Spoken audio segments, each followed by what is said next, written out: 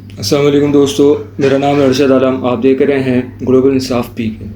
پچھلے دنوں کافی تیزی سے خبریں گردش کرتی رہیں کہ عمران خان کو جیل سے پیمز یا الشفا منتقل کیا گیا ہے، لیکن ابھی تک کسی نے ان باتوں کی تصدیق نہیں کی اور ہر طرف جو ہے وہ خاموشی ہے. حکومتی حلقے ہوں، اسٹیبلشمنٹ ہو، چاہے پی ٹی آئی ہو. تو اس کو آج جو ہے وہ ڈیکوڈ کرتے ہیں اصل معاملہ ہے کیا، چل کیا رہا ہے.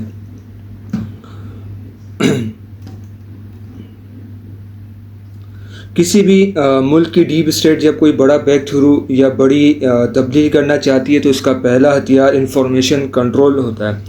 میڈیا ہائپ اور اچانک خاموشی، رات کے اندھیرے میں اڈیالہ سے پیمز منتقلی کی خبر کا آنا، قیادت کا ویڈیوز بنانا اور پھر اچانک سب کا خاموش ہو جانا ایک سوچی سمجھی اسٹریٹجی کا حصہ لگتا ہے. پولیٹیکل سائنس میں سے انفارمیشن ویکیوم کہتے ہیں یا معلوماتی خلا.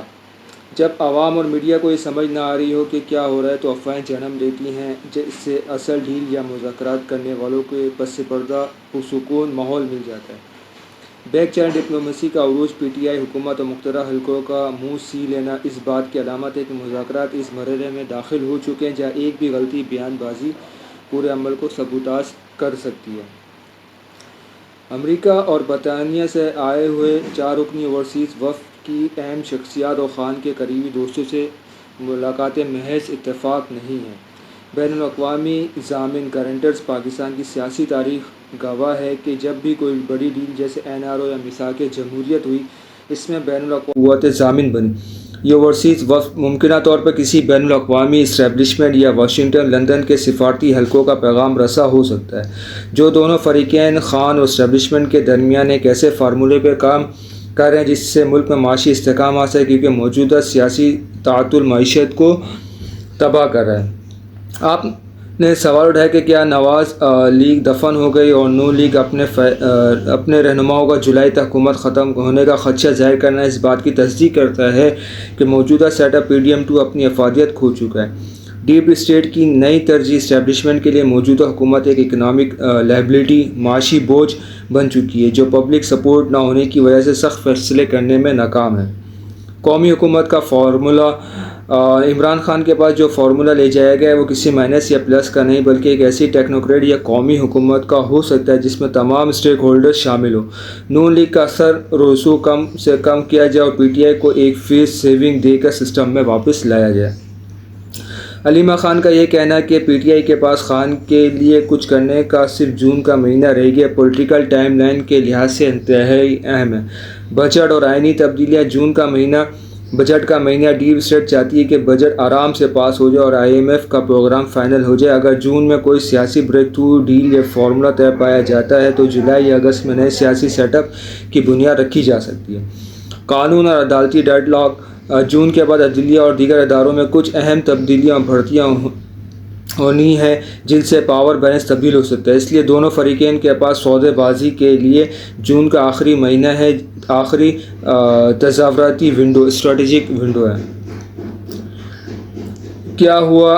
عمران خان کو پیمز لانے کا مقصد صرف طبی معائنہ نہیں بلکہ اسپتال کے VIP کنٹرول ماحول میں اسٹیبلشمنٹ کے اعلیٰ نمائندوں، وزیر اعلیٰ سربراہ جیسے ہمدرد مہروں کے ذریعے براہ راست یا بالواسطہ آمنے سامنے بیٹھ کر حتمی شرائط طے کرنا تھا. کیا ہوگا؟ عمران خان اپنی ضد عوام کا مینڈیٹ اور شفاف انتخابات پر قائم ہیں، لیکن مقتدر حلقے انہیں قائل کرنے کی کوشش کر رہے ہیں کہ وہ فی الحال فوری انتخابات کا مطالبہ چھوڑ کر ایک ایسی قومی حکومت پر راضی ہو جائے جو ملک کو معاشی بحران سے نکالنے اور بدلے میں انہیں اور ان کی قیادت کو ریلیف دیا جائے.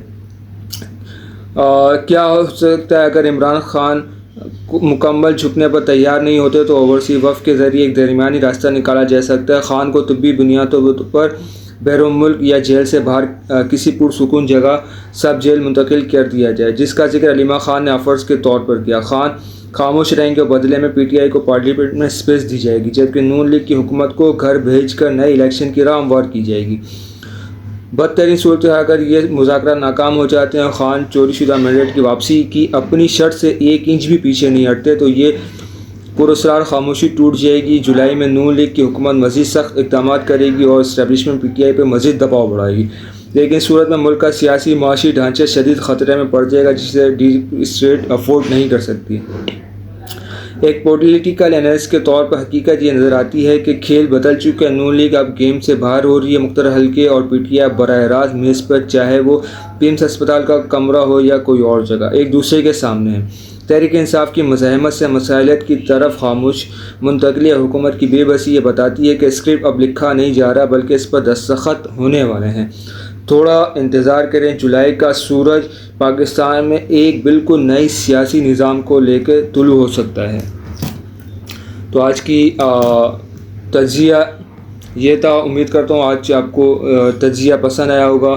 تو پسند آئے تو برائے مہربانی لائک کریں، کمنٹس کریں، شیئر کریں اور چینل کو سبسکرائب کریں. ملتے ہیں کسی نئے ٹاپک پر نئی ویڈیو کے ساتھ. تب تک کے لیے اللہ حافظ. اپنا بہت خیال رکھیں.